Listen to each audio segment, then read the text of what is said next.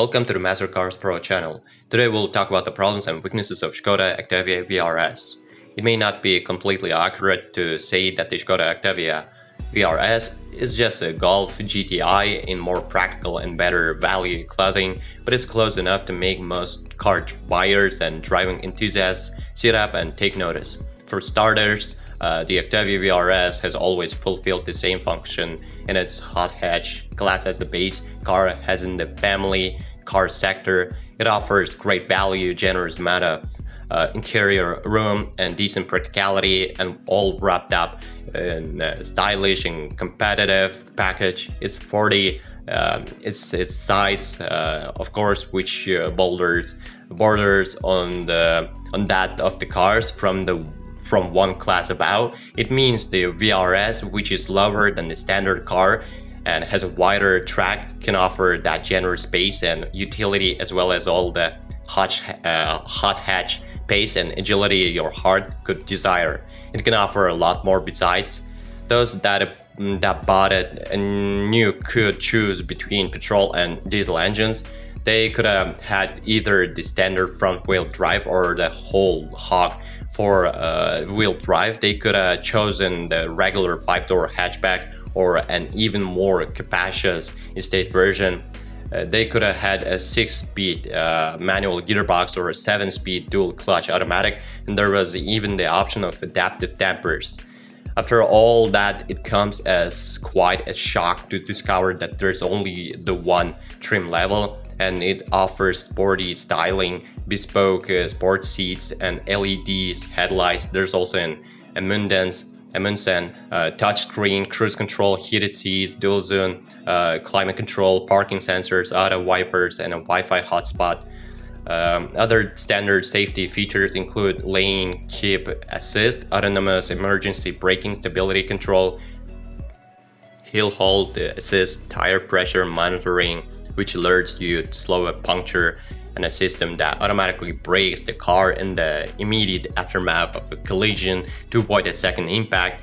And it can shift to with the latest petrol engine version of the car, sharing its 242 bhp 2.0 liter unit with the performance edition of the Golf GTI. With this lowly engine under the bonnet, the VRS is capable of polishing off the 0 to 62 miles per hour sprint in just 6.6 seconds, and in going on swiftly to a top speed of 155 miles per hour. Indeed, even if you choose the lesser 2.0 to 30 version, also shared with the hot Golf, you won't be far off those figures. Opt for the diesel versions and you'll find the VW Group's 181 bhp 2.0 liter engine can still push the VRS along at a fair lick, along with some expected improvements in fuel economy. Approach a bend and you'll be pleased. It shares so much with the Golf GTI. It's keen to turn it to bends, and its steering is pleasingly precise, providing you're not sending all its power through the front wheels. There's plenty of grip too, and it handles with sporting aplomb. D1, the 2.0 to 45 BRS even gets a limited slip differential, the better to apportion to its power in a corner, taking quickly, and it drives even more nicely as a result. You'll be equally pleased by the ride comfort, as the VRS is a plain car that rides well in any of its switchable modes. It's firm but never uncomfortable, and it feels settled over sharp ruts and potholes and tight down over undulating roads. The petrol engine cars are remarkably refined as well, especially when driven gently. There's not much in the way of wind and road noise to ruffle the feathers. True, put your foot down and there's a nice sporty rasp, but on the whole, interior of the VRS is a pleasant place to spend time. Inside is an excellent driving position, electrically adjustable in the seat and steering wheel with good visibility. The sportier seats are comfortable and supportive, and remain so even on longer journeys. The dashboard and surrounding areas are nicely laid out, and the instruments easy to read. Some of the materials around the lower parts of the cabin and around the seat spaces feel more durable than upmarket, but the plastics in more prominent areas are textured and pleasant to the touch. The switches are nicely damped too. It's in the area of space that the Octavia excels.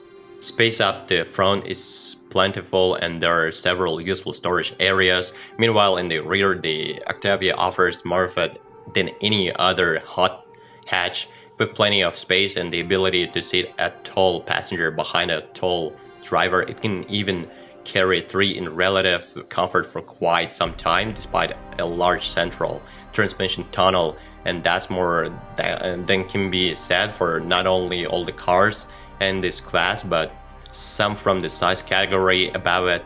The boot in the hatchback is large and useful, shaped better than nearly all of its rivals, while the one in this estate version is simply huge. Not surprisingly, the diesel engined car is the most economical version in either hatchback or estate form, with a claimed average fuel consumption of 62.8 mpg under the old NEDC test cycle and corresponding CO2 emissions of 119 grams per kilometer. Even the four-wheel drive diesel version, the 2.0 TDI 4x4 with a dual clutch automatic gearbox, records a claim 55 for mpg. The 2.0 to 30 petrol car claims an average of 43.5 mpg and CO2 emissions of 149 grams per kilometer, while the more powerful 2.0 to 45 fares little worse with a figure of 42.8 mpg. Octavia's registered before the tax changes of April 2017 came into play with their car tax according to CO2 emissions output. Those registered after that day will pay the flat rate of tax, currently £140 a year. Insurance groups are higher than the standard Octavias and range from 25 for the diesel engine cars up to 29 for the fastest VRC, the 2.0 to 45. Servicing is cheaper than many rivals, and Skoda has a fixed price scheme under which you'll currently pay £149 for a minor service, 10,000 miles or every 12 months, £269 for a major one every 20,000 miles or 24 months on cars more than 3 years old. The VRS is a large and immensely practical hatchback, so it might have been used for a variety of duties, including family cars and taxi runs, not just for pleasurable drives. On country lanes, always check mileage details and the car's history. Look at the bodywork for signs of scuffs, which could be the result of it tied to urban car parks, and the wheel for any curbs damage. Check the operation of the seats and that they all fold as they should, and make sure the fabric or leather is in good condition. And the whole owners seem happy with their VRS. Several owners of the regular Octavia have reported issues with the dual clutch DSG automatic gearbox, with some reporting electrical glitches and other mechanical faults. It's therefore imperative to make sure that any automatic Octavia changes through the gears smoothly and without hesitation in both manual and automatic modes. Don't forget to get the car up to speed and check it uses all the top gears too. Other Octavia owners have reported glitches with the sat-nav system and other minor electrical niggles, so it's worth taking the time to make sure everything works okay. Some owners have also reported the failure of the water pump, leading to large bills. The VRS didn't feature as a standalone model in our most recent reliability service, but the standard Octavia did well in the family car class, with the diesel engine cars finishing in third place. Just 10% of Octavia suffered a fault, and most problems were fixed quickly. Skoda as a brand finished in 7th place out of 37 manufacturers.